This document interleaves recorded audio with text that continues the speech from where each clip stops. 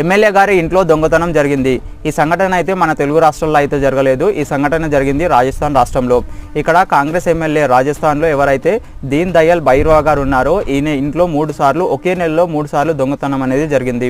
ఇక్కడ ఎమ్మెల్యే గారు ఎవరైతే మాజీ మంత్రి ఒక వర్ధంతికి వెళ్ళినప్పుడు అక్కడ ఎమ్మెల్యే గారు ఫోన్ను కొట్టేశారు. అదే కాకుండా రెండోసారి వాళ్ళ ఇంట్లో ఏదైతే రిపేరింగ్స్ చేద్దామని చెప్పి సీసీ కెమెరాస్ తీసినప్పుడు వాళ్ళ ఇంటి దగ్గరే ఉన్న ఒక మోటార్ సైకిల్ను అంటే ఒక బైక్ను దొంగలించారు.